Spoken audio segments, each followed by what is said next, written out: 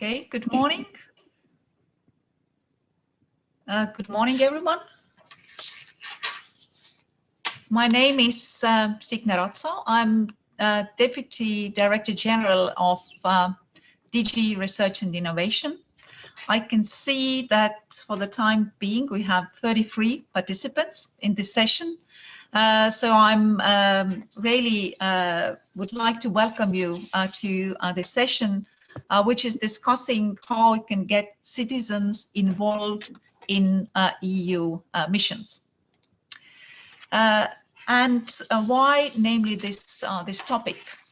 As we know, Europe faces a redefining moment.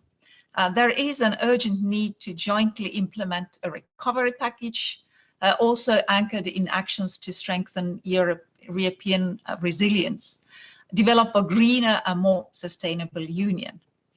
The 5 EU missions are a relevant instrument to support this green and digital recovery, as they focus on impact and they put citizens in the heart of the agenda setting. We have involved citizens during the co-designing stage of the missions, and we are also committed to engage Europeans throughout the mission's life cycle.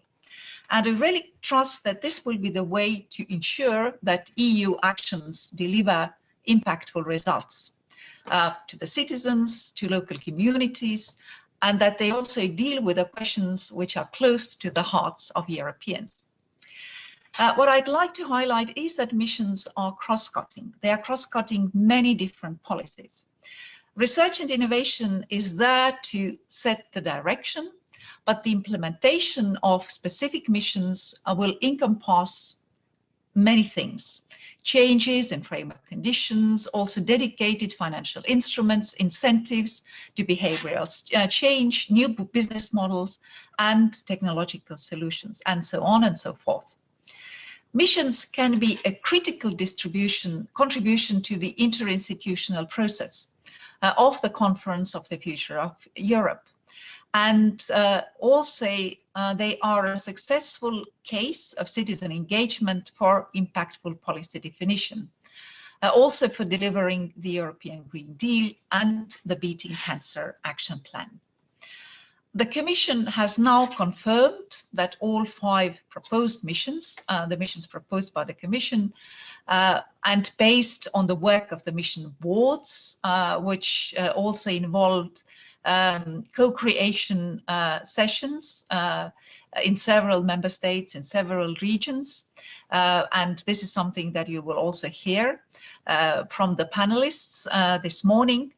But now the Commission has decided that now all missions will enter a preparatory stage of up to 1 year, during which detailed planning will be developed. Also, for you to know that Commissioner Gabriel has placed citizen engagement at the heart of the agenda setting for the Horizon Europe missions, with a strong focus on the increased impact on missions, which will continue whichever missions are approved for full implementation. And specific EU missions will have clear, ambitious targets, and they are mobilizing citizens to act and also to be part of the solutions. Citizens' input were and are taken into account in the definition of specific missions. And a new communication, Commission communication on new EU missions, which is expected in spring in 2021, will also take into account citizens' proposals for specific targets in these areas. So this is the big picture, and there are a lot of ideas which have been shared on how to keep the momentum and how to involve citizens in this continuous process. And this is exactly what we'd like to brainstorm today with you, with different Commission services and experts who have joined our session now. I can see that there are already now more than 40 people who have joined the session. So we will start again to experiment as we did during the citizen engagement pilot for the Go Design phase. And now, without further ado, let's start now the session. Now, before opening the roundtable with experts, we will also have a teaser for you. This is a Slido with a question, what do citizens bring to policy making? And now you will see in the chat, yes, you see already how to link for the Slido. I hope this is the tool that you've used before, and you can now start to send your reply to the question, what citizens bring to policy making. It can be just one word, it can be a phrase, whatever you prefer.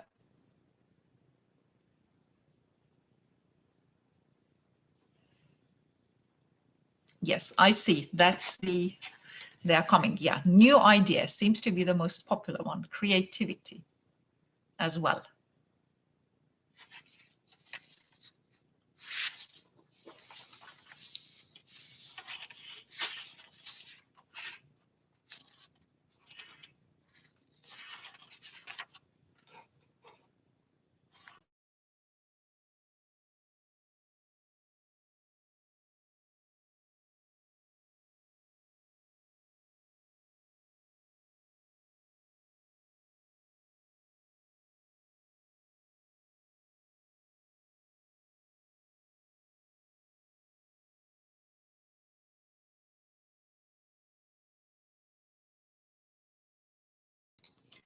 Well, as you see, creativity and then the experiences, new ideas, they still continue to be the most popular.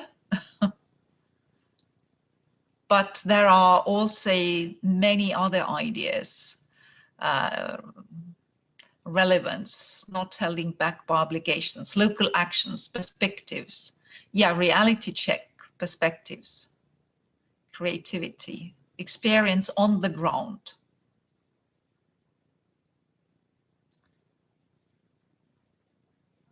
Okay, thank you very much. I hope that now everybody has been able to share his ideas. So lived experiences seem to be the most popular ones: perspectives, creativity, experience, reality check, new ideas, innovative approaches.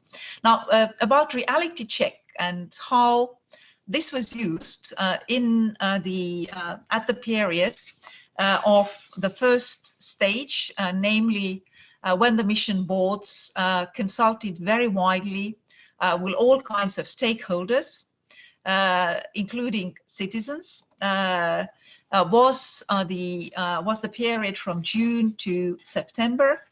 At first, what was planned was also to have live sessions with citizens, well, some of the mission boards were able also to start with these. But then, because of the corona pandemic, we very shortly had to change that into the digital means and digital tools. But now I'm really happy to introduce the panelists of this session. We will have three panelists: Antoni Sakarzewski from Democratic Society, who will speak about citizen engagement pilot. Then Margarita Ribeiro from our Directorate General, from the Unit on Missions and Partnerships, will give a Commission perspective on a continuous, meaningful, transparent process.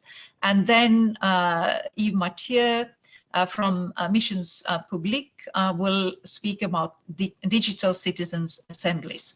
Now, without further ado, I'd like to give the floor to Antoni. Antoni from Democratic Society, which, as well as other deliberative democracy experts, were involved in a pilot action from June to September, namely in co-designing missions with citizens. And now I'd like to ask Antoni particularly to address the question, what, in your opinion, were the success factors to make these European participative processes work? And how did the Commission and different European deliberative democracy networks make these connections work?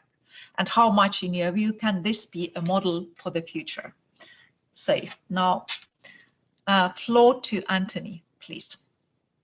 Thank you very much, Signe. So just to give people a little bit more background on what we did between June and September, there were 10 mission events that took place as pilots, each one in a different country, each one in the local language, each one bringing together about 40 or 50 local residents from their homes on Zoom, talking about the issues around the mission. So it was whether it was oceans, whether it was cancer, whether it was soil. They had some really rich and deep conversations. And looking at the Slido from a minute ago, some of those points, creativity, new ideas, different perspectives, we found them all. And I think that it's really important to celebrate that as an experiment, as a pilot that worked well. The success factors, I think, were several. The first is it was a relatively standard methodology. I don't want to make great claims for how innovative it was as a process, but it was innovative in the sense that we were trying to do it at a European scale with lots of different languages, lots of different facilitation teams, and trying to bring people together at very short notice. It was, June to September is quite a short time to run a project on that sort of scale. So it was a tested method applied in a new way. It was something that we had a lot of experience of in terms of deliberation and facilitation around the team, but also the questions themselves were supported by a team in the Commission, which you'll hear from in a minute, but also a much wider team around the different mission board secretariats who all really pitched in to provide information, to provide advice, to provide expertise, and to create a sense that the participants in the room were really part of an important conversation of something that was really making a difference. I think if you look at the readout from that, if you look at what people said after the events, they really did feel like they had been part of a big conversation that Europe was involved in. They were working on something that was really important. They were working on something that they felt they'd been able to make a contribution on. So I think all of that is really positive. We absolutely need to build on those success factors. And I think the last thing I would pay tribute to is how quickly these methods were able to be taken online. So as was mentioned, the early plan was for offline events. Switching them to digital events did mean that we lost some of the immediacy, some of the presence, some of the sense of being all in a room together. But there are benefits as well, not least that you can reach people who might otherwise have very long and off-putting journeys to a central location to have an event. And also there is a sense that when you have people like in their homes, like I'm in my home at the moment, you can see my bookshelves behind me. It gives a sense of where you are. It gives a sense of the person being in the place, rather than just another face in a crowd, another face around a meeting table. So there's some really interesting things that we learned, and I want to think a little bit about what that means for future events. I think the first thing to say is it would be a mistake to say, okay, well, this worked, so we absolutely have to carbon copy it into the future. This was an event at a particular period of time, at a particular moment in the missions process, where the Commission were looking for broad contributions, for big ideas, for general consideration. And I think that one of the things that's really important to do as the plans for the next phases roll out is to think about what's the right sort of participation for the particular questions that are being asked. Participation needs change as processes and programs develop. Sometimes you need the big ideas, sometimes you need detailed comments, sometimes you need specialist advice, sometimes you need broad strategy setting. I think there's a couple of other things that I'd like to build on from the first pilots. I said before that the mission board secretariats really did, help out and pitch in with advice and support, and I think that's really to their credit, because these were events that were a little bit strange for some of them. Dealing with citizens trying to explain a huge field like cancer to a group of people in like 20-30 minutes is not an easy task. But I think one of the things to think about in the next phase is how you get more learning and particularly more diverse sources of information into the room. I think everyone really valued the time that the scientists and the experts gave, but at the same time, it would have been good to have, with more time available and over a longer period, more citizen voices, more voices from experience in the room, just trying to open up that conversation. Because one of the things that you really do get from citizen participation is a sense of the differing perspectives, the diverse views, the issues that come at you that you don't really expect. And it helps policymakers to test ideas, but it also helps to create new ideas and to open up the box in which conversations can happen. And I think that, that to do that in the most effective way, different sources of information, longer periods for deliberation would be really useful. I think a couple of other important things to think about in the long-term context is that long-term contexts require long-term conversations and require long-term connections between people who are in those conversations. It's been an interesting shift over the last few years in our area of work. We've definitely seen our agenda move from running individual events to starting to build much more structural, long-term processes into the way in which governments and other bodies take their decisions. And the reason that's important is it shifts the relationship that the people who are in that process have to the people who are taking the decisions. Early consultation efforts and early participation efforts as well sometimes felt a bit like mining. You had a mining crew and they went out to where a rich source of citizen opinions were found, and they dug down and they dug them up and they carted them back to the decision makers, and then the decision makers spread them out on a table and found the best bits and then took the decisions. That's really not the way in which the world is moving. We're now seeing, as we've heard from the Commission, and I think it's really positive to hear, we're now moving to a world where participation and deliberation and engagement are much more built into the governance system. And to do that, you have to have the networks, you have to have the strength of delivery, but also the strength of communication that allows those conversations to take place over a long period of time and gives officials, politicians, those who are implementing these kind of programs, the confidence to deal with citizens, the confidence to engage with people and to know that they're not going to be under attack, they're not going to be in a hostile environment. So that kind of varied long-term engagement, I think, is really important for this program. But the other thing to say is that there are so many other initiatives going on, which I absolutely celebrate, but it's very important that this program doesn't disappear into a research silo and leave the other conversations to the side. We've mentioned the Conference on the Future of Europe earlier in the session. That's something that will be coming up in 2021. It's going to be another major citizen engagement exercise, or at least that will be a big part of it. And obviously one of the topics that people will be thinking about in the context of the future of Europe is climate change. How could you not? Climate change is going to be a massive issue for the next 20 or 30 years of policy making, but it's also one of the missions. So one of the tasks for the design of the future engagement around the missions and for the citizen engagement around the Conference on the Future of Europe is to understand how to make the two conversations connected and permeable, and make sure that you aren't having one set of conversations about climate change as a mission and another set of conversations about climate change as a policy issue, because those sorts of distinctions aren't really very easy for citizens to understand. It makes the process seem quite complicated. It makes it seem like the institutions at European level aren't really talking to each other. And so it's important to try and create an open and permeable process through which these different conversations can move forward.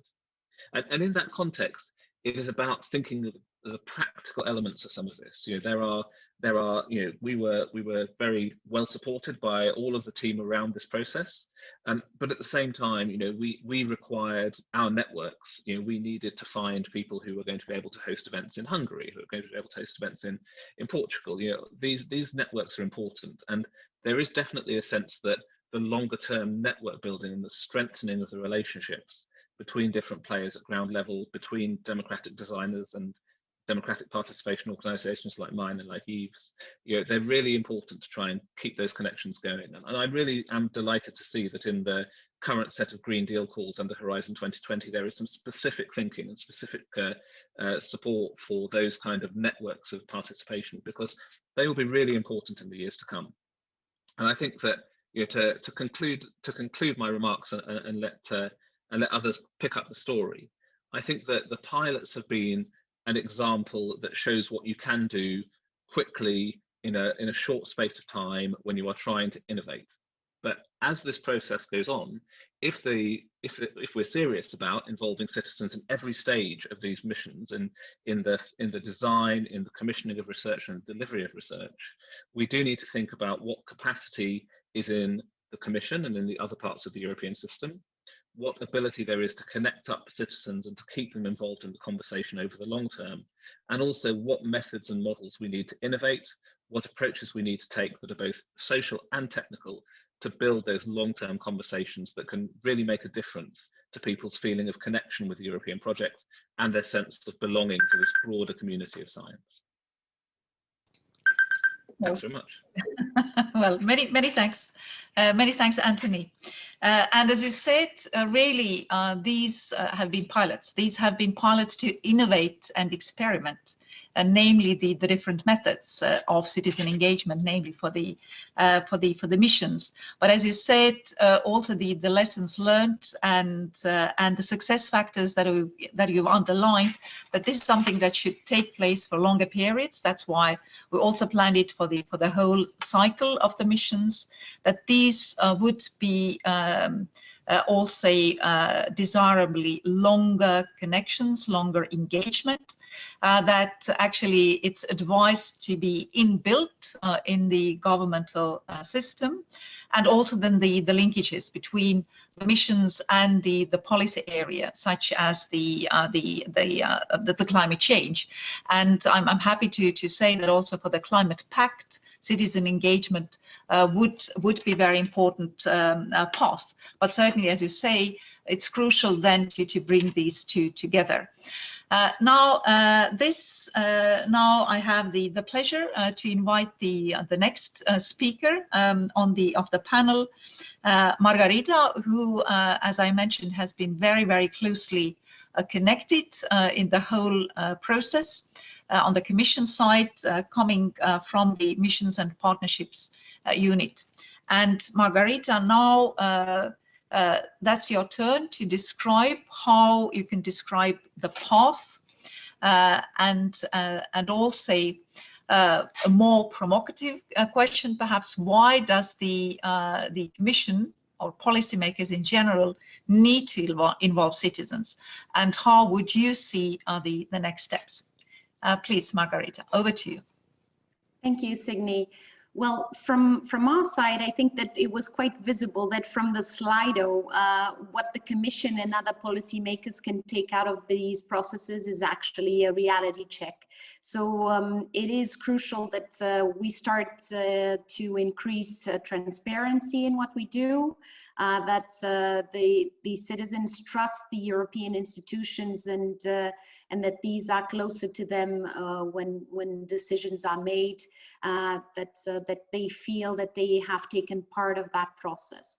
So from that perspective of why, I feel that any institution at a multi-level governance will need to work with their local citizens and communities to actually implement something that is impactful in their lives. So concerning the challenging exercise that the different teams in different DGs had for this pilot that now Anthony just described, what was out of our comfort zone was actually to mix the different Commission services in this these dialogues with randomly selected audiences, a bit different than the usual citizens dialogues that usually go around the same topics and at a national level with people that are already very acquainted with the discussions that are taking place at a EU level. So it was key to have different teams on board. There was a preparation of simple materials, which is crucial, especially in this research angle. We want to keep things simple, to keep people involved. You need to build trust, and that they at least understand what is being discussed and what is on the table. So there was a huge effort from mission board members as well to keep the discussions very simple, but also very impactful. What are the key aspects that citizens would need to know?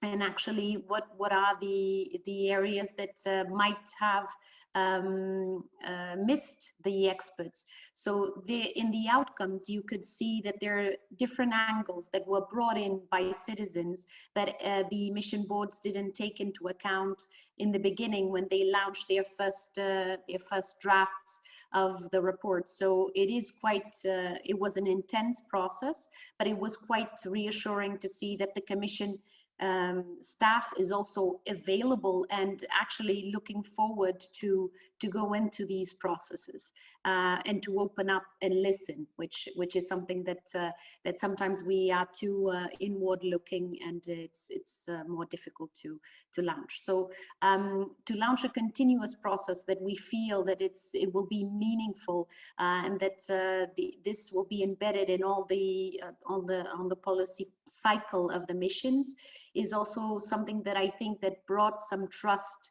to the institution. So people know exactly who is dealing with what, and that is very good to have a name and a face that will then demonstrate that the missions will go ahead and the discussions will continue. There was feedback, an individual level feedback, which was quite important as well. Feedback at a local level has to be made in a local language. So all the translation efforts were also quite heavy, but reassuring, because we got messages from citizens and it was quite reassuring. From the ideas on the next steps, we totally agree with the fact that we need to align, we need to institutionalize this conversation, simplify potentially the way that we communicate. So any social media campaigns that we will develop for missions will be at that level. So we don't want to use the usual channels, which is actually something that is unsettling for some communication services. And in order to involve citizens directly, we will also need to connect with different multipliers at a local level.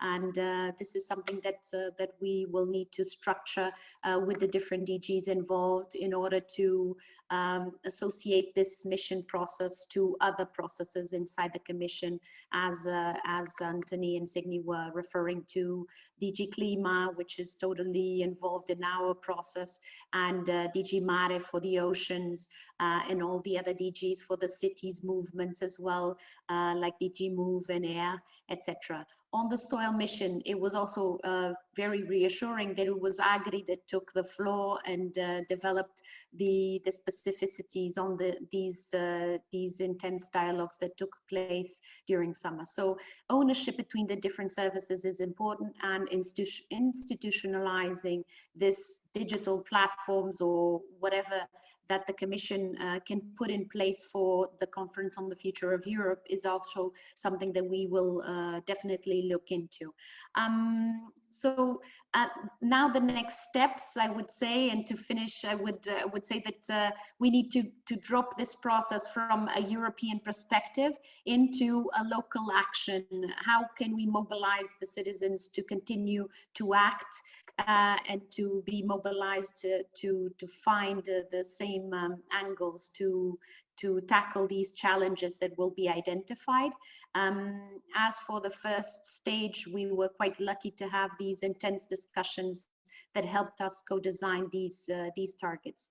So I think that in 2021 will be a challenging year that will allow us to have these discussions also at a local level and with local authorities to find a way between the European dimension and the local action, which is exactly what we need to do at this stage. So from my side, that would be all. Signy, over to you.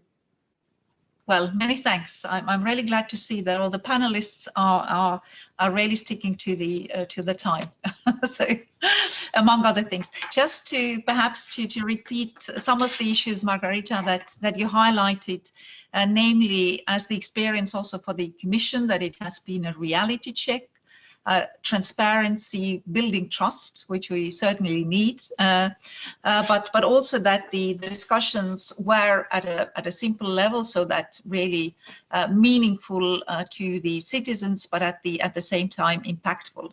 And now, as to the next stage, really crucial to have to institutionalize the discussions, and also to do that with all relevant services, and then build connections not only within the missions but also with other policy issues, like in the climate policy in general. The process will continue, and certainly in the breakout sessions we can already, you can all contribute to make the process even more meaningful. But now, before that, I'd like to give the floor to Yves Mathieu, who's a known name in this, he's a real expert in digital assemblies, and a known name due to his remarkable work done by Missions Publiques in France on climate, but also due to the organization of digital assemblies on many different topics and geographies. So now, Yves, COVID, as we know, might continue to block our travel and physical contacts in Europe for a while. And even in a post-COVID context, the digital interactions will still be a way to reach out to different audiences in different geographies. So I'd like to ask you, how would you see that the digital methodologies can be further explored to involve citizens in missions? And if there is any special advice that you'd like to give us on the balance between face-to-face debates and digital encounters. Now, Yves, over to you. Thank you very much, Signe, for inviting me and sharing some thoughts about digital citizens assemblies. And as you see, I talk from under the tree of citizen assembly. This drawing was made by Lux Keuten, who is a thinker, a visionary thinker, and I asked him to draw a citizen assembly. And he drew this, and you see the people are under the tree. They represent the humus in which the tree gets its nourishment, and it's a beautiful tree, and this is called the tree of the perma-democracy.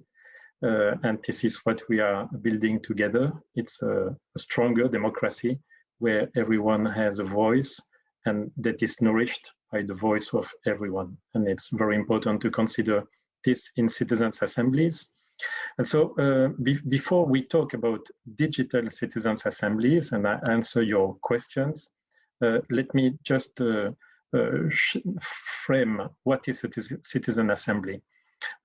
So I can give some examples. Recently, the French government organized a citizen assembly called the Citizens' Convention on Climate, inviting 150 citizens randomly selected to prepare laws and regulation for France to reduce its carbon footprints by 40% in 2030 in respect with social justice.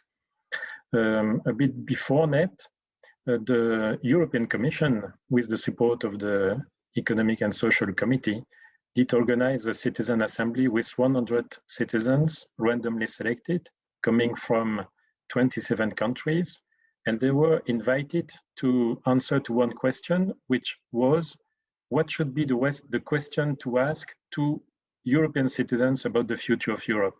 So it was a way to find a new ways to address questions about the future of Europe, designed not by thinkers and experts, but by citizens.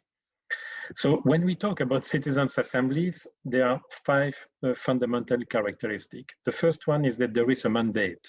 The citizens are invited to join a process that is organized by an institution, and there is a question. There is a question, and they are invited to present their recommendations to the decision makers. So it's a collective process based on a mandate, and they are not invited to agree on everything. They can disagree as far as they explain why they disagree. The second characteristic is that it works with a diversity of participants in terms of gender, ages, place of living, walks of life. Third, it's a time dedicated to the deliberation that is counted in hours, days, weeks sometimes. In France, the Climate Citizen Assembly represented 21 days of deliberation. And it's not counted in minutes, like it is the case when you go on a platform to present an idea, for instance. So it's days or weeks. And the fourth characteristic is the level of transparency. So it's a deliberation between the 150, 230 citizens, but it's journalists can be invited, people can be invited to attend, or it can be promoted on internet channels like YouTube. And the final characteristic is that the institutions commits itself to take into consideration the production of the citizens. It's very important that there is a loop where there is a mandate, there is a process, and at the end, there is a commitment to include in the decision-making process the result of the assembly. So usually, such assemblies are done in face-to-face principle. People travel, they're invited. You have here some pictures of a citizen assembly. They meet, they take time, and they are together to work on their deliberation and their mandate.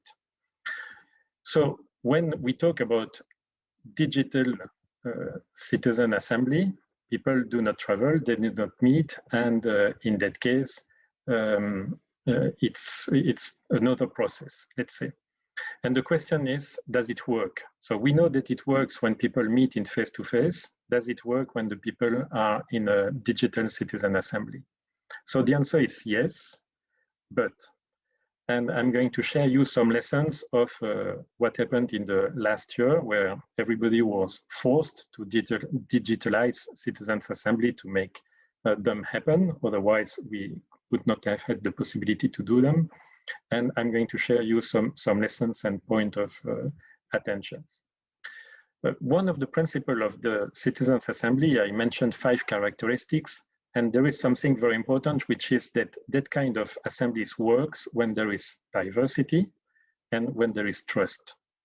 And so the problem when we are online is that there are a lot of things that cannot happen. For instance, you know, when you meet someone, you capture a lot of signs that are not formal. You capture the face, the emotions, some reactions, and being with other people, you capture much more information than what is said. And this is more difficult when you are online. And so that question is, how can we create trust in a group when we are online, and how to reach the same level of trust in a group? And the other one is the inclusion. So a good deliberation is the result of a diverse group. And so to have diversity in the room, it can be virtual room or real room, it's really a key issue. And so can we make sure that inclusion of diverse citizens can be done in a digital citizen assembly? That's a second question. And so I'm going to share with you 8 benefits of digital citizens assemblies and 4 main limitations. And I will share a board with a summary of that. The first one is that it is possible to activate the collective intelligence of citizens during the COVID crisis, because it was necessary on some topics. And if we would not have had the possibility to organize digital citizens assemblies, it would not have been the case. So first, it was possible. The second benefit of the digital assemblies is the savings. You don't need to travel, you save costs, you save carbon emissions. So it's you save time also. So it's something important to take into consideration. The third one is that it's easy to bring people from all over Europe or from all over the world at nearly no cost, with no logistics. It's very important to realize that having online connections makes it much easier for some people to attend. We have about 1% of European population in living on islands or outermost regions, and they have also experience to share. The fourth benefits is that we have people on board of digital assemblies that would not have been present in a face-to-face assembly, because some people cannot leave their home for 3 to 5 days due to personal obligations, or they live in those areas where it's not possible to travel with reasonable time frame. In terms of the process itself, there are a few benefits. The first one is that you don't lose time. When you have a group of 200 people and they need to go to subgroup meetings and so on, it takes a lot of time. In Zoom, you push on a button and everyone is immediately in separate room. Very easy. You save time. The other one is that with the tools of co-writing live, now it's very easy to have a document online and to make sure that 150 or 200 people follow on the same document, if they can read, of course. So that's a problem with the inclusions. Another benefits, like we did with the Slido in the beginning of these sessions, on a digital assembly, you can create instantly and very easily polls, and you can create information during the process that it's much more difficult to create when you have face-to-face assemblies. And you can measure during the process what are the convergences, the divergences, and the dissensus, consensus, and so on. And there is a last benefit, is that, so we have the moment where everyone is together. It's called synchronous moments. But with online tools, you can also develop asynchronous contributions, if I may say. So people are together to deliberate, but they can also choose the time where they find the information, where they share ideas and so on. So it's possible to merge two kinds of contributions that it is less possible when it is face-to-face. Now, 4 main limitations. Between 20 and 40% of the population still do not have easy or full access to the internet, because they live in areas with low connection, because they do not have the material, because there is only one computer per household and it is used by the kids to do their lessons, or it is used by someone else. So it's quite difficult, and it's not marginal. It's not 2%. In France, it's between 20 and 40%. And so to include that population requires much more effort, creativity, flexibility. The second limitation is that the interactions are not so intense. We can experience it today, even if we will go in subgroups discussions after our presentations, it's not so easy. So we could see, for instance, in the climate assembly in France, the climate convention, that about online, when you have 150 people online, you have 1/3 that speak easily, they take the microphone, they use their cam, it works. 1/3 are much at ease with the chat, and they prefer to communicate on the chat than on the screen. And so it generates the need to have two different conversations, but making sure that there are connections between them. And you have 1/3 that has more difficulties to engage. And why? Because they consider that what they wanted to say is said, so they don't repeat it, or because they consider that the people who spoke said it better than what they would have said. And so it's very important to care for these silent people in a process, and it requires also a lot of attention and a good team to get them on board and make sure that their attention is still there. 2 more points, the informal aspects. It's very important when people meet to have informal times. Informal times is a way to just to to know better each other and to include the quality of the connections between, because in our life, we do not work with rational aspect only. If it was the case, climate change would be solved today. I mean, we know that we work with emotions and we decide with a lot of other things than rationality. So if we do not create a context where all the aspects that are not rational can be embedded in the process of dialogue, we're going to create something totally artificial that will not reflect the reality and that will not be a good contribution to decision making. So it's very important to find ways on Zoom to create the kind of moment that you experience when you take a coffee with someone, or you watch a painting, or you listen to a singer. And so it's very important to keep the quality of the informal aspects, and we still have a lot to learn on that. And the last one is that the quality of attention weakens with time. We in face-to-face, we can do full day meetings. Online, we need to limit it to 2, 3, or 4 hours maximum one session, because the attention is, and you can see the attention. On face-to-face, the attention weakens probably also, but there are other ways of not showing it. And so, in fact, there is so these are the main lessons, and there are another format that is being experienced now, which are the mixed formats, where people are in the same time, some people are in a digital assembly, but with face-to-face meetings combined. And this is interesting to see that these new formats of combination between online and offline moments can be organized. And this is a summary, and I will stop now.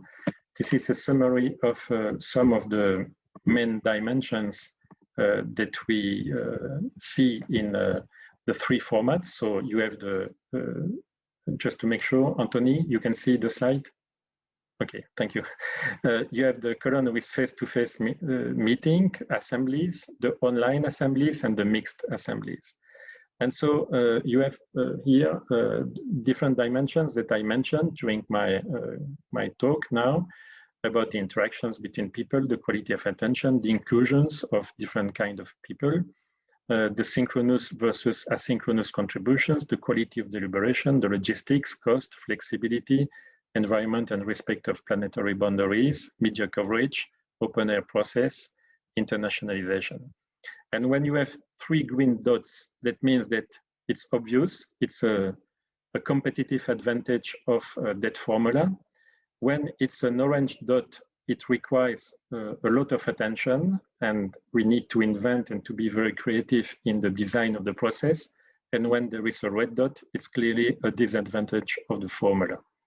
So this is what I could share after this fascinating year of new experimentation in terms of citizens assembly online and offline, as it's not because there is COVID that we cannot organize meeting. If we do respect social distancing, we can organize them. We did meetings with 200 people. It never been a problem in terms of public health, because the strict respect of the norms in terms of good behavior. But of course, it's much easier to do it online to make sure that we do not have to cancel the event the day before because of the new level of risk for the population. Thank you very much. Well, many thanks, Steve, for sharing with us really your experience from the digital format, bringing out the advantages, but also some of the limitations. And particularly, I'd really like to agree with the limitation of really seeing the emotions and the reactions of the people. And the hybrid format would certainly be then better from that point of view.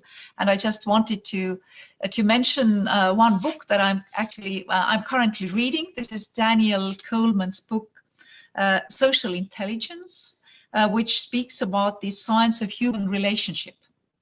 relationships, and clearly from there, really the importance of having the real connections with people comes out very clearly, as the brain scientists say that this is really the way we as humans work. So we are not meant for solitude, but for really interactions with other people. Now, and I really like the picture of the tree behind you. I think it's a very powerful symbol of the importance of citizen engagement. Now, I've seen that there have been some questions in the chat box, which I think have also been replied. Perhaps just to highlight one, which was the question about the methodology, whether this is something that can be shared. And Margarita mentioned here also the vademecum. Margarita, before we start with the sessions, would you just say a word on that to share? That. The vademecum was actually, it started after our DDG, Signe Razzo, approached member states to also join us on this adventure.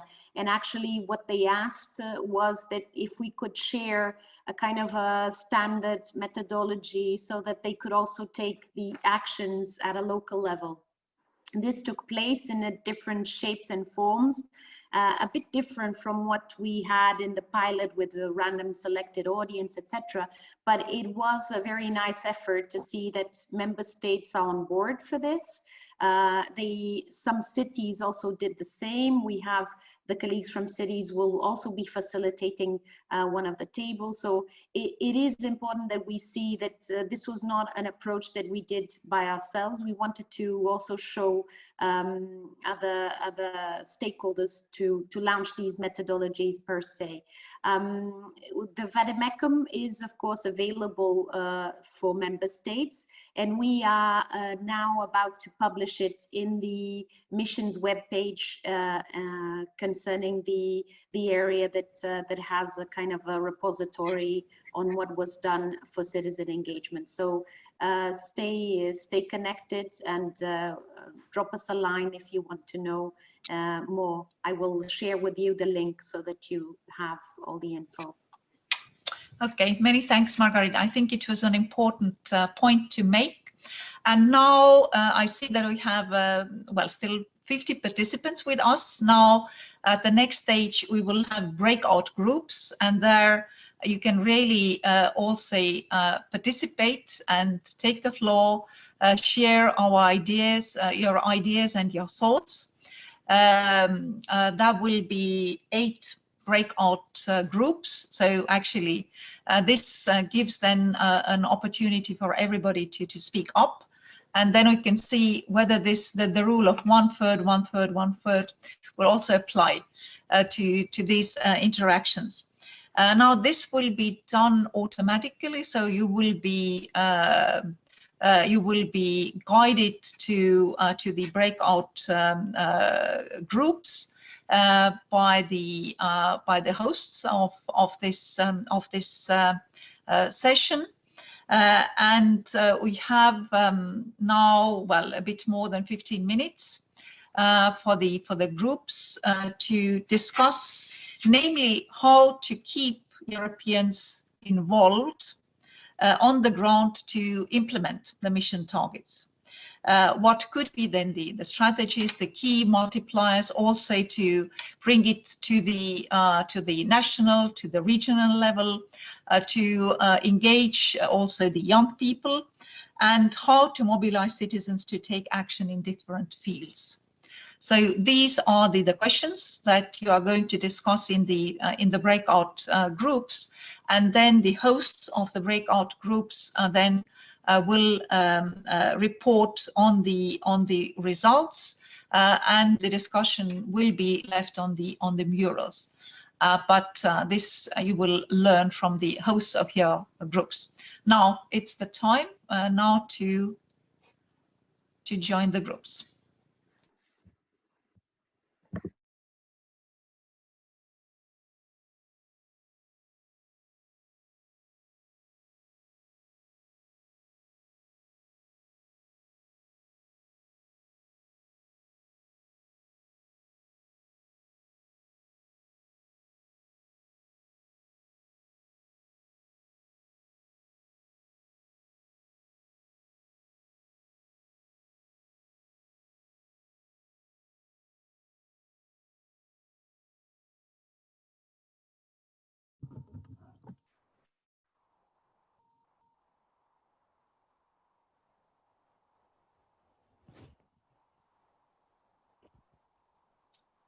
Okay, hello everyone.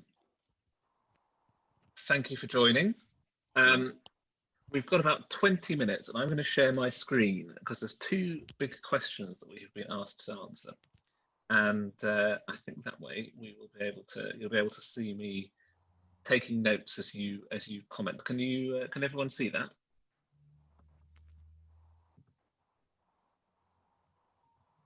I'm going to take silence as consent, but hopefully you can. So the first question of two that we've been asked to cover in this 20-minute session is, how can we keep Europeans involved on the ground to implement the missions? So, for example, you know, we talked earlier about the events that we held. Obviously, they were at a national scale, even if people were sitting in their own living rooms while they were doing them. But how can we, in this kind of long 7-year process, keep Europeans involved? What are the tools or techniques? Maybe you've seen them used elsewhere. Maybe they are things that you use yourself in your day-to-day work. What can you do to help keep people involved in long-term processes like this? The floor is yours.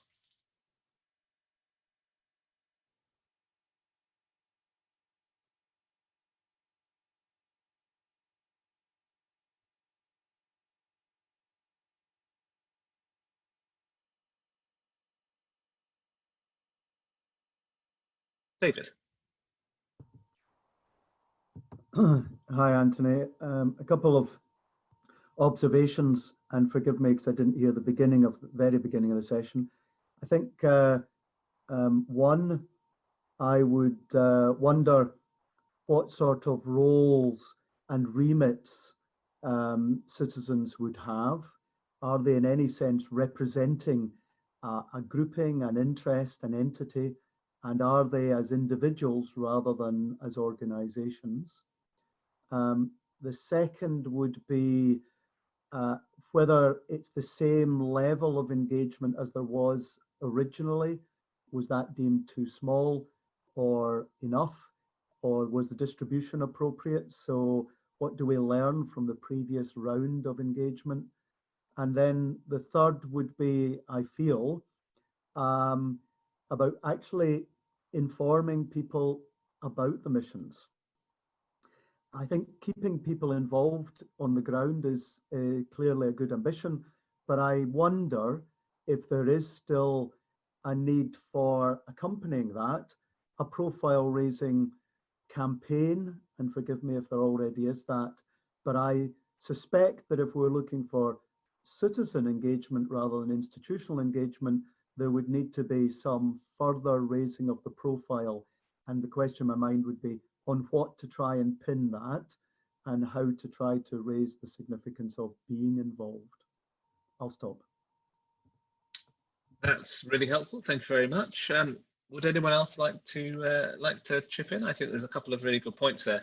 In terms of answering your question directly, the citizens that were involved in this previous process were absolutely individuals rather than representing organizations. I think it's a real design challenge to understand how you take organizational input and citizen input alongside each other, but also how you ensure that the citizens who are participating, particularly if they're self-selected, are actually representing their own views rather than other people. So it's an interesting question there.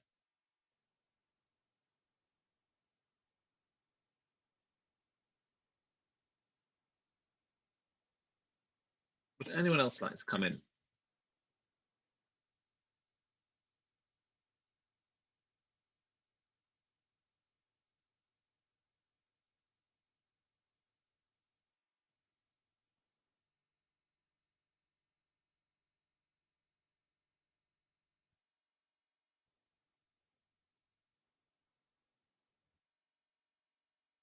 Just to add some thoughts from my side, I think one of the interesting questions about keeping people involved on the ground is how you keep them involved in something that seems like a very distant prospect.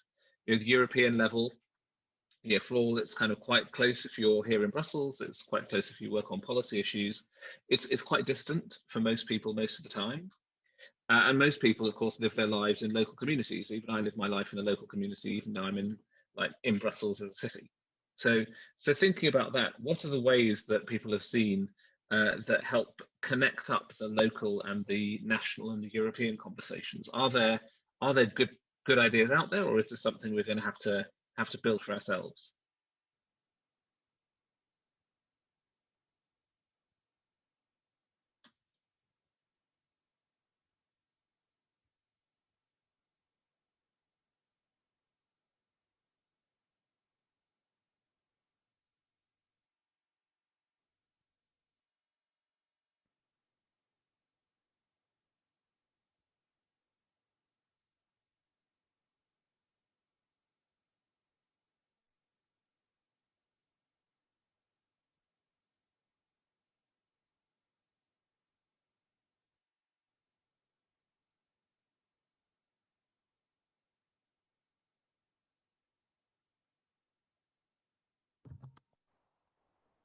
Anthony, Mike?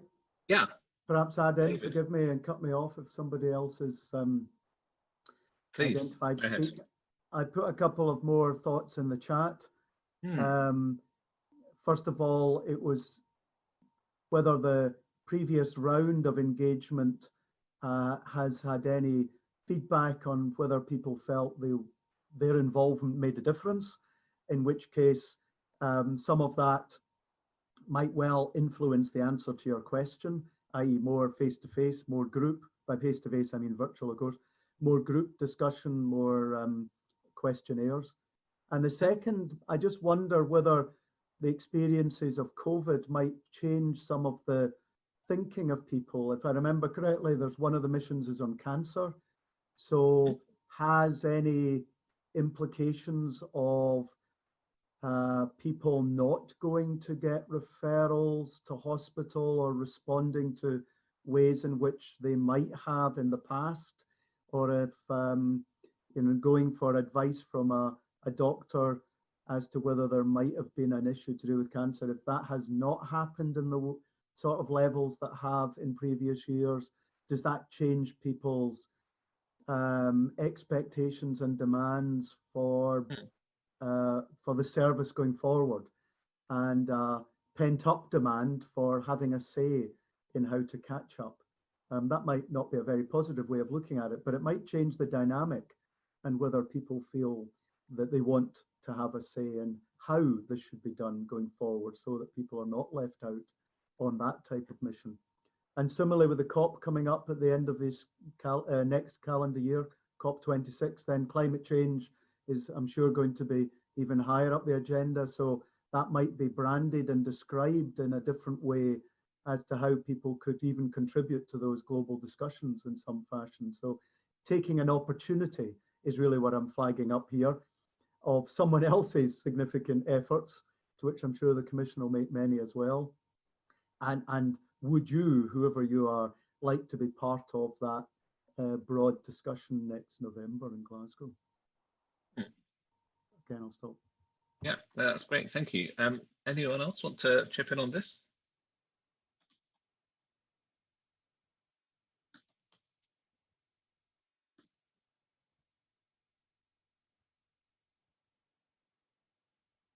So if we are kind of running dry on this, I might switch us over to the second question. So we've talked a little bit about this, but there are 5 specific mission areas. There's regenerating oceans, climate neutral and smart cities, climate adaptation, soil health, and fighting cancer.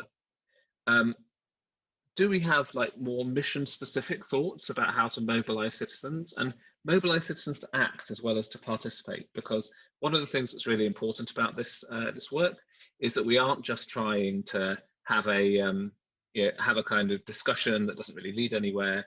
This is really about creating a proper conversation and actions and real engagement of citizens, not just in the decision making around the research, but in the practice of the research as well. So does anyone have any thoughts or stories to share about things that they've experienced in their work?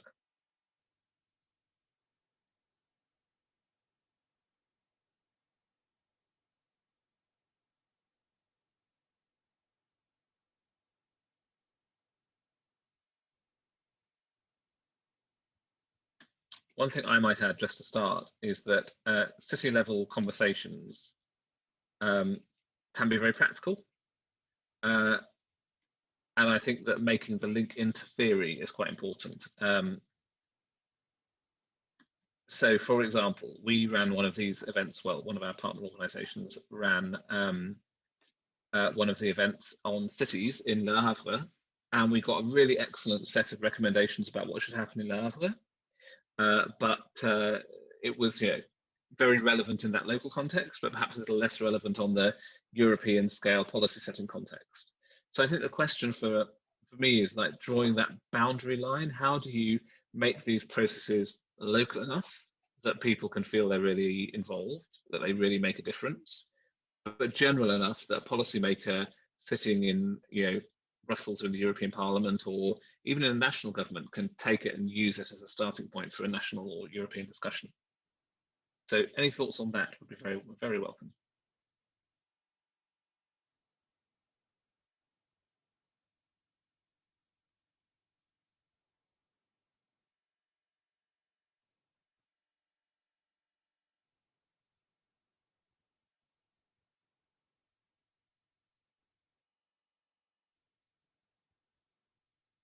David, please. Thanks, Anthony. Thinking about some of the research we've done in the Horizon programs at James Hutton on social innovation, one of the observations was that a lack of market or public policy mechanisms led to communities taking initiatives. And that would be true across some of the headings there: climate, soil health, and climate neutral cities. So the observation here is that civic society can make a difference, but requires someone who is the motivated individual that takes the lead. And that requires capacity in terms of technical capabilities. I don't mean using computers and so on, but just being able to work their way through how to go about getting support. And leader has been one of the key mechanisms in the past. So where I'm heading to here is that what would the member states CAP national strategies, how would they include encouragement through leader type mechanisms to be supporting what would be in the CAP type remit, which could certainly include climate adaptation and soil health. And so how do the connections get made with other policy areas? And that's not the only model, but leader's certainly been one that's been effective, and about building social and human capital to have the confidence to move ahead. And almost certainly that means new relationships rather than just existing bodies or organizations or mechanisms. So part of the question might get posed back down the member state structures to say, what are the mechanisms they envisage supporting in CAP? And there'll be, I presume, equivalents in other sectors. I'll stop. That's really useful, and I think there's definitely some thinking along those lines already. So we see there's a program that DG Communications are working on. It's called Create Your Europe, where they're talking about how to build what they describe as networks of networks in local regions around Europe Direct Information Centres, just to broaden out the scope of some of those conversations, which I think is a really interesting idea. Thank you very much, David. Anyone else want to chip in? I'd be interested to hear if anyone has experience of how some of these conversations happen in places where maybe there aren't such strong civic networks. I mean, we've talked a lot about civil society, about the capacity in the space, but it's not true everywhere. I mean, we have offices all around Europe, and we work in places that have very low levels of civic trust, where it's quite difficult to start engaging people in conversations because there's a bit of a barrier to overcome. Has anyone had any experience of working in those sorts of spaces?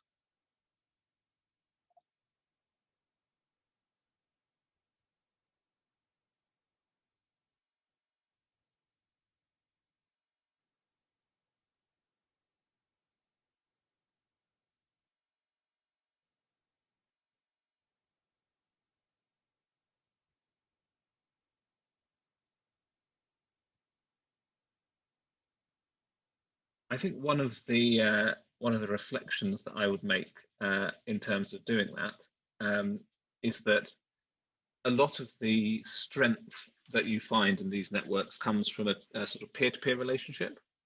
So there is definitely a set of conversations that you can have with people more easily if you are talking to them through people that they already know and trust, rather than through some kind of official body. There's definitely a sense in some places that government is to be the best thing you can do as government is avoid it, and so yeah, there's some interesting kind of work on how people that you wouldn't imagine would be the key voices in an area are actually key voices as connectors, as a trusted deliverer of messages. So interesting to know if there's any experience out there in finding those people and thinking about how you work with them. Agnieszka, I notice your mic is on. Are you looking to come in here?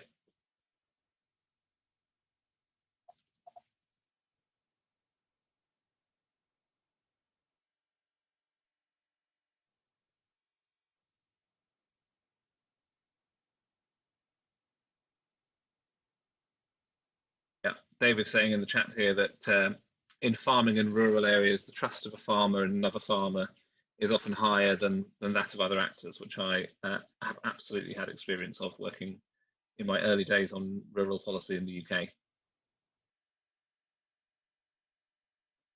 So we have about 2 minutes left. David, you wanted to come in here.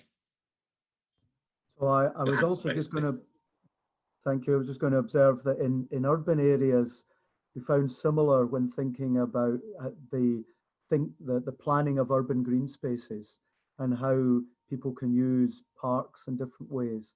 And here, the other dimension that gets mentioned is about power relationships and who has not legal ownership, but the perceptions of the usability of spaces. And sometimes the key question is about the use of the resource, and that stimulates other people to ask similar questions and get involved when either they realize there's an opportunity or that an opportunity has been removed from them. So on your mobilizing words, sometimes it's about identifying opportunities and then seeing how people react to that. And certainly in a climate neutral city, the use of public spaces might be one of the hot buttons to press. Yeah, that's a very good point.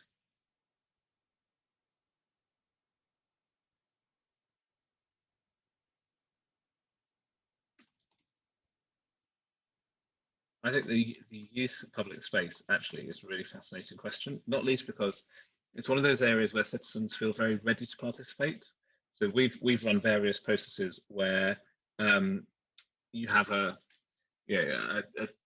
local authority budget, for example, and people are talking about really difficult decisions around funding for care for young people or for older people.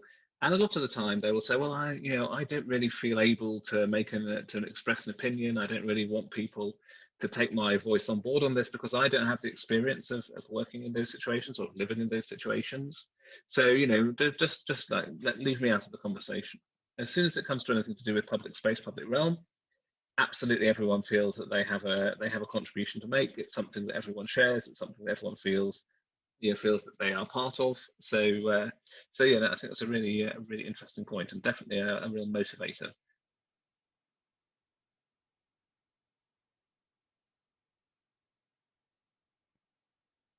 Right, I think we are about to be summoned back to the room. Let me just check what is the situation.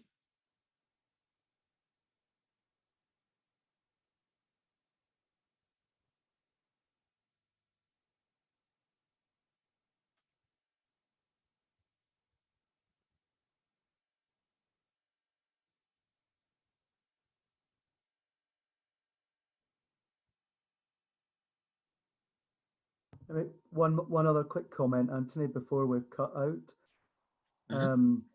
It's an observation about oceans, not an area I'm any expert in, but I might observe that at least in the United Kingdom, one key motivator of people to react on topics of single-use plastic was a very short bit at the end of a documentary by David Attenborough on Blue Planet and oceans.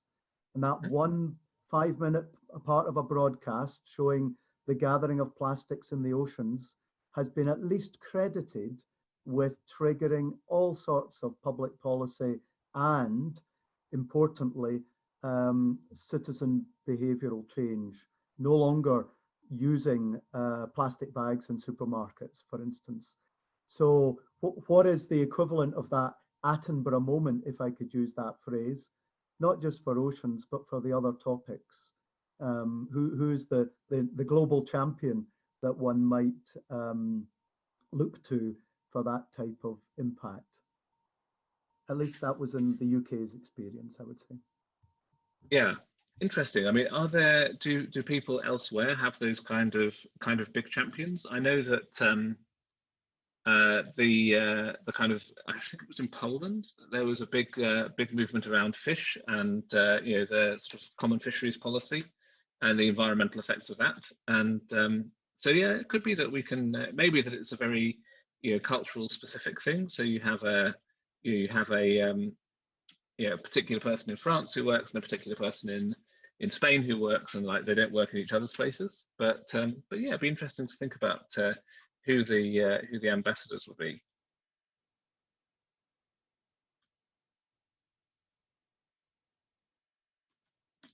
So we have about 2 minutes left. I would just suggest that anyone who wants to come up with any other thoughts on keeping Europeans involved on the ground and mobilizing them to act, now is your moment.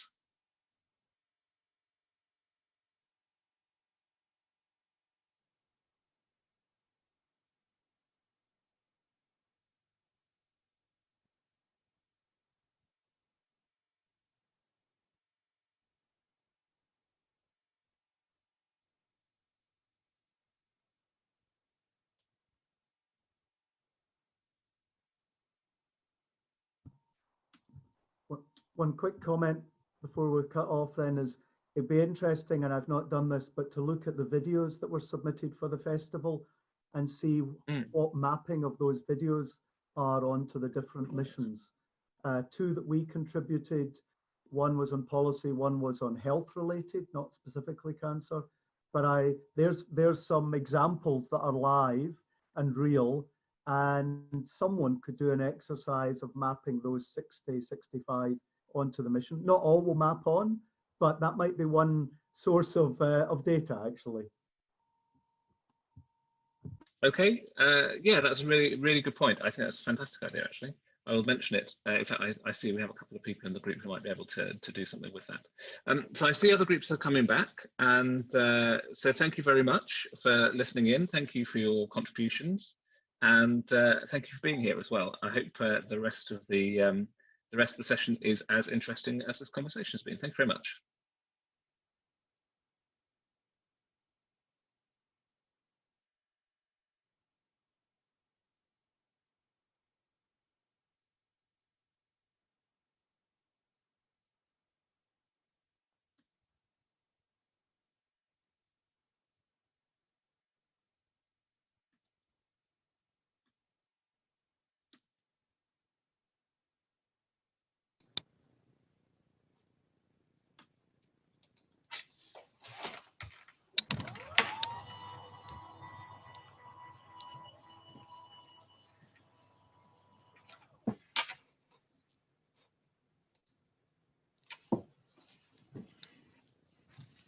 Now I think we are now getting gradually back to the plenary out from breakout sessions.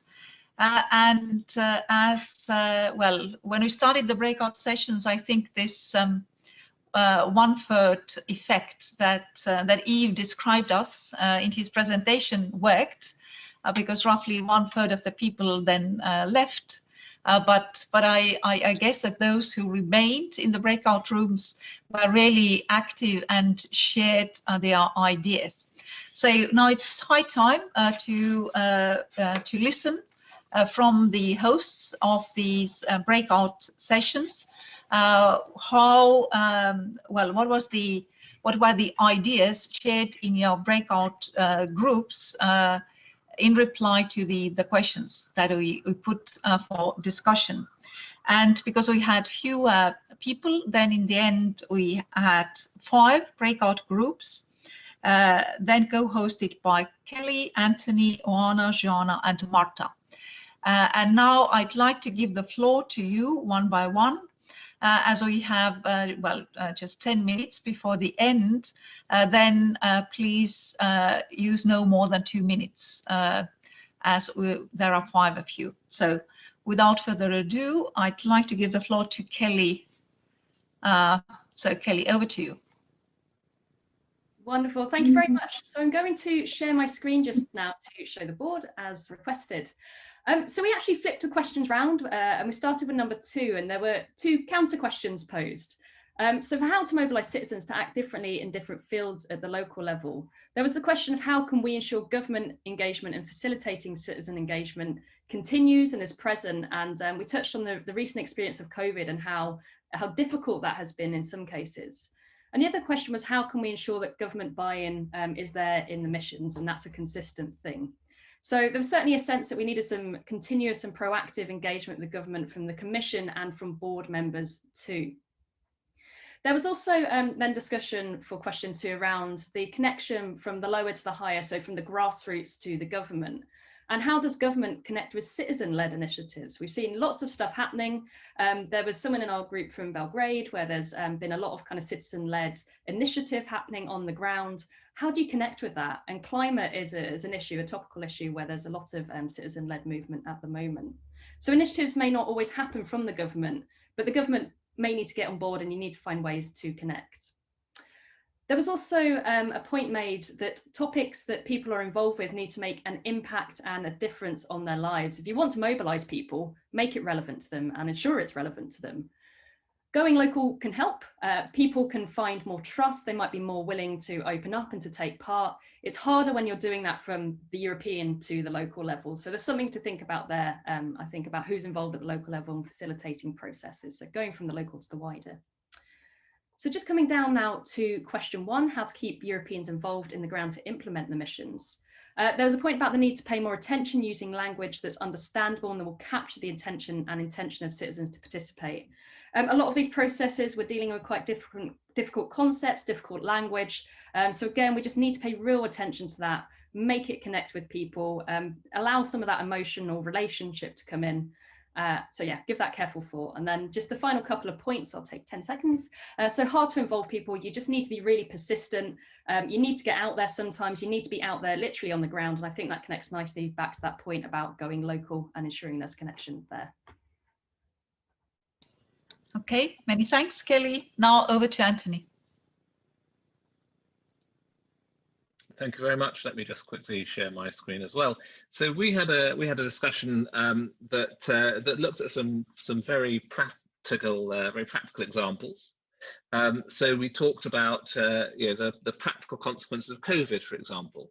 Were there ways of asking people about their personal impact that COVID had, whether it was on the cancer treatment of a friend or relative, whether it was something that had a kind of broader impact on them, trying to make sure that we are really repeatedly connecting the work of the missions to people's everyday lives. And also to think about citizens as individuals, and to think, obviously there's going to be a whole set of stakeholder engagement, which is absolutely the right thing to do, but citizens are a different sort of stakeholder. They have a slightly different role. We seek slightly different answers from them. So we need to think about what we've learned from previous sessions and then understand their role as individual, understand their remits as a citizen, and try to celebrate that, try to make them aware of it. I think one of the other points that was picked up here was there's an enormous number of opportunities to hook on to other engagement campaigns. This can't be something that is just like driving on its own tracks. The COP26 meeting in Glasgow is going to be a huge thing.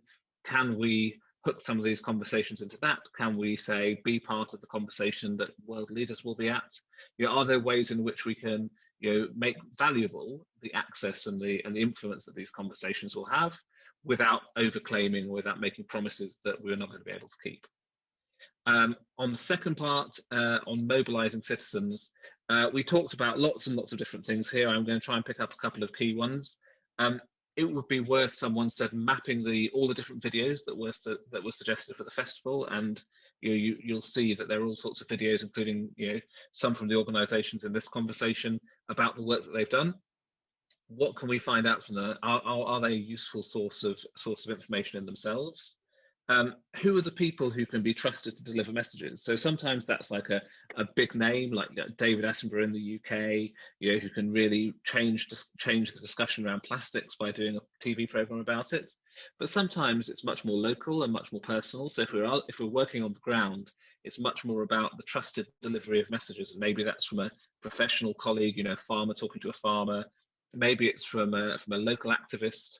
Maybe it's from someone who, like, everyone knows in the community. I think we all know in our own communities that there's the person that everyone knows. What if that person is the person who's delivering the messages about the importance of action and the importance of taking part? To do that, I think we need capacity in the system, not just skills. So it's about understanding where those networks are, and finding the motivated individuals and giving them the ability to take that action. There are all sorts of practices around social innovation from different pieces of Horizon research, from existing work, and it would be worth exploring what those are. And then finally, thinking about the use of public space and other kind of common goods as a motivator of participation. Sometimes European policy questions can come across as quite dry, quite theoretical. If we think about them in the context of public realm, of the spaces that everyone uses, the spaces where people live their lives, we can really understand how to put the big political issues, the big policy issues, into a local perspective, into a perspective that can help citizens engage with them without feeling like this is a conversation they don't want to be part of. So really good discussion. Thanks very much, everyone who's in my group. Okay, many thanks, Anthony. And now over to Anna, please. Hello, I'm sharing also my screen, which is not so beautiful as the others, but we had a great discussion also in our group. So it's difficult I will try not to duplicate what already has been said, but what we identified is to keep this kind of momentum around European citizens is to also continue the communication, and also one of the points that looks a bit different. We should also ask the citizens how they would like to be involved, part of these strategies, instead of putting them ourselves questions through our lens. Just ask them how they would like, how do they see them involved in the implementation plan. Also, I think we need to consider, and this was already addressed, but we called it more like targeted communication. We need to consider the age group. We have focus very much on youth, but we also need to consider older people altogether. It's also work of collaboration, and we also addressed the level at which this discussion should take place, and we agreed that the local level should be the start, but we should interconnect also with the regional, national, and of course with the European level and the relevant bodies. We need to address this in the current texts of the pandemics, but we should also, it will depend very much on which mission and which thematic, we could connect it to something which is more tangible in terms of challenges for the people. And of course, the collaborative approach with working with different partners, with communities, with associations, and not least with the public administration and the political level, because the people need to see that there is commitment behind. And how to mobilize citizens? I mean, the two questions are somehow interlinked, so it was a bit difficult to see the difference. But again, coming back to the targeted communication, we could have different campaigns, and social media could be involved, of course, based on the age of the audiences. We should also be more tangible, and this should be also included in early stage of education and raise awareness through different channels. And I will stop here. Okay, many thanks, Anna. For the sake of time, I'd also like to ask Joanna and Marta to just to highlight the points that bring some new elements to the discussion, and not so much repeat what has already highlighted before. Joanna, over to you. going also to share my screen now.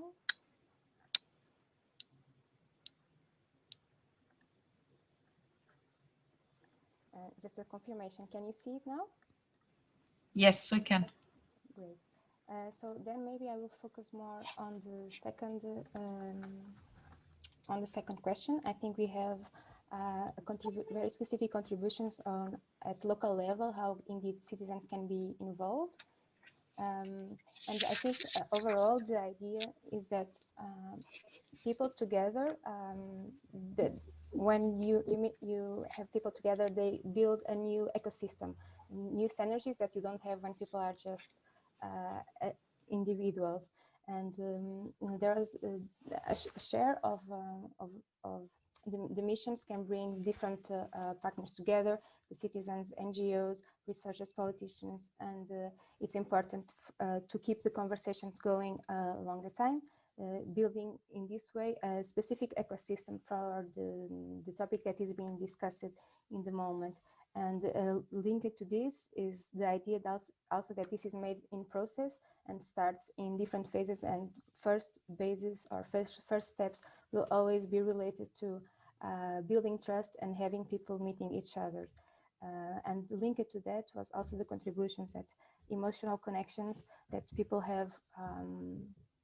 Emotional connections also make the difference for engaging at local level, and the specificities that citizens are linked to local needs, and this needs to be taken into account when you go local, is to have in mind what is specific for the locals, and at the same time build an identity that is linked to the idea of the ecosystem, that as you are working together, you build identity together, and that's also what makes the process work in the long term.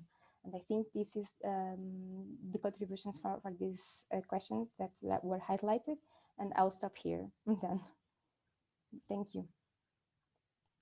Many thanks, Shana. And now, last but not least, Marta, over to you. Yes, I'm gonna share my screen, and here we go. Okay, so most of the points were already raised, so I just focus on two main points. Dealing with the first question, something to keep citizens involved that was proposed is also to have clear goals and clear impacts that should be communicated to the citizens, as well as a continuous and transparent relationship. So when proposals and ideas are not taken on board, this should be communicated clearly, because all the points that were also raised by other facilitators are key to create ownership about missions and then keep them engaged. Something that was proposed that I found very, very interesting is definitely the co-creation with citizens as well of the communication and the engagement strategy, because those ideas coming from the final users basically of what these missions are, and being involved not only in the achievement of those challenges, but also the way they are developed over time appears to be key. And other points also were raised by other facilitators, and also having a different type of events, art events, debates, living labs, different sort of events to target obviously different audiences. Thank you very much, and thank you to the participants who started this very lovely conversation. Well, many thanks, Marta. Many thanks to all hosts of the breakout sessions, breakout rooms, but also to all the participants that really you've invested your time and ideas.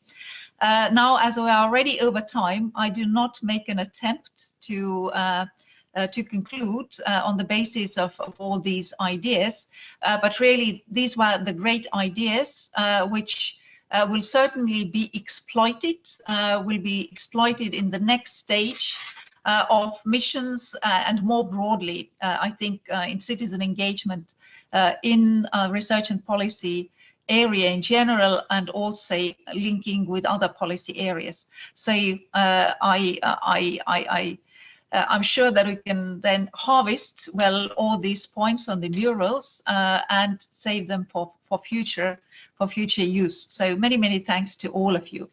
But before we complete the session, actually, GRC, who's hosting that festival, has also a surprise to you.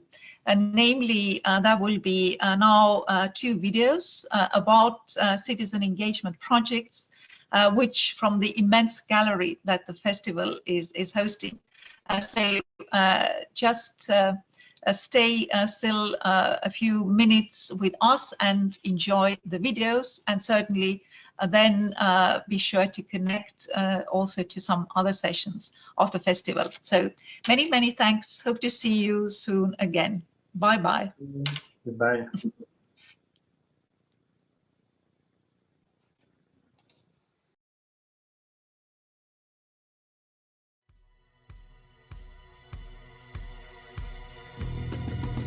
Building self-sustaining research and innovation ecosystem in Europe through responsible research and innovation.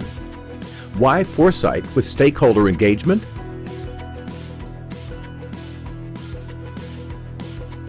There is a growing demand on prospective and strategic methods applied to politics and management due to 1. The accelerated changes in science and society, where short-term planning is not enough. 2.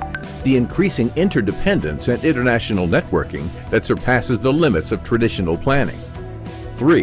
The limited scope of actions for individuals requires coordinated actions between them, and a need for common orientations and integrations between different disciplines. Through stakeholder engagement, we bring movement and bundled intention into R&I system, which implies strategies and measures. They have to work together to develop common strategies that involve the whole system and has the support of the relevant actors in their areas. Through the stakeholder workshops, we have the opportunity to develop more effective strategies and have the opportunity to develop common future orientations for our regions. Step 1. Defining a starting point. We need to define the stakeholders. Step 2. Environmental analysis and assessment by means of influencing factors. This will lead to identifying the key factors. Step 3. Developing the future shapes of each key factor. Step 4.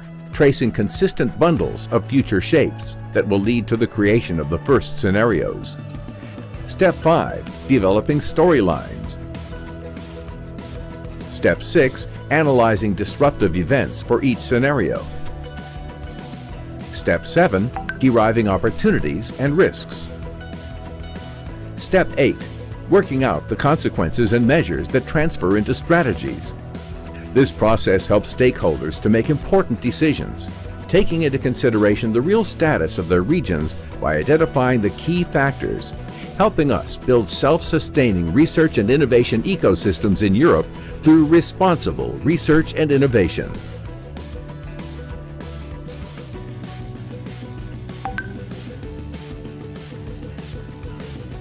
CIRI is a very important project in the European Union, the Horizon project. CIRI is a project integrating research into the policies of smart specialization, and that is a very important thing. It's a big transformation that we are facing. CIRI is a very exciting and very important project because it looks at the ways to integrate smart specialization into society.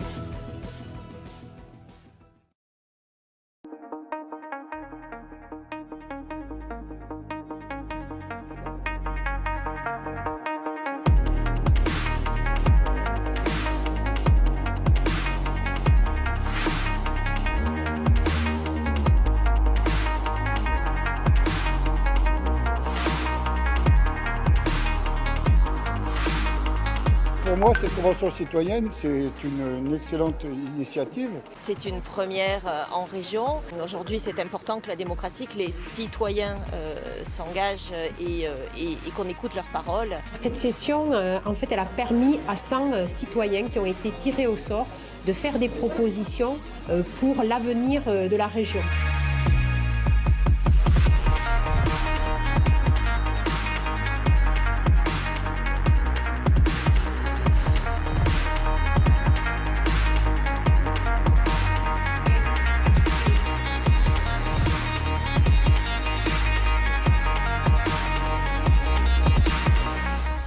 travail riche et intense sur lequel on nous a fait confiance. C'était une réelle opportunité de pouvoir s'exprimer.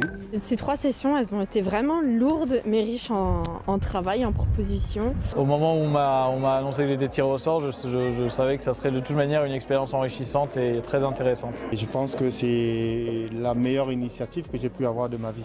J'ai appris beaucoup de choses, j'ai pu m'exprimer, c'est une expérience extraordinaire.